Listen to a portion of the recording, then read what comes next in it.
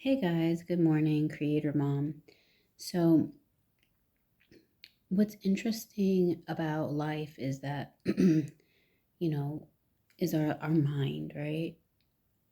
And I'm reminded of that saying, like, the mind is a terrible thing to waste. Why? Because the mind, when I say the mind, I'm encompassing like your whole imagination, like your thinking.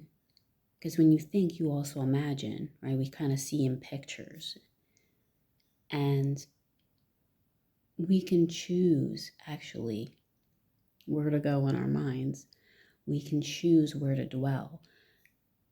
Sometimes it may seem that with the concrete physical world, well, it's not concrete, by the way, but with the physical world, makes us feel like we don't have a choice about what we think. The physical world makes us feel like we have to dwell on what we see. We have to come to the rational conclusions that the physical world tells us that we need to come to based on it. But actually, that's not true. We have the power. I was getting really inspired by that song. I got the power. Whatever. The girl is talking about her relationship with a man. But when I hear that song, I feel a lot of power in it because what I hear is I have the power, not you, which is I'm talking to my physical world, not you. You don't have the power. I have the power within me because why?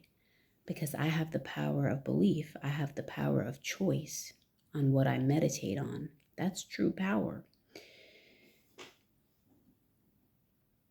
Because where my mind is, where my imagination goes, and where it resides, there I shall be too. So that's true power, and that's why the Bible says to only think upon those things and meditate upon those things that are pure, that are lovely, those things that are of a good report, because that's where your power lies. But see, the mind is crazy. It's like we don't want it. We don't want to not that we don't want to, but we find it difficult to discipline the mind, right? When it just kind of goes off the rail. But that's okay. Like there's always grace.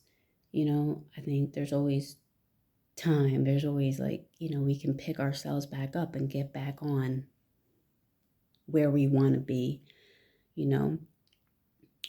Um, but yeah, it can be hard to discipline the mind and to put it in line, to get it in check. I think it's what they talk about in church when they say put your flesh under. Put your flesh under, right? Like through fasting and stuff like that. I think what they mean is because where your physical body is going to go where your mind goes anyways. But anyway, let's dwell on those things that are lovely, that are of a good report. Let's make up our mind where we're going to dwell on the inside, and stop allowing the outside world to tell us what rational conclusions we need to come to because it's rational. Well, the spiritual world, the spirit doesn't go by what the outside world or what the flesh deems rational, because the spirit is not limited by rational. Clearly, how many people have had things end up in ways that are not rational, aka miracles? All right, have a good day.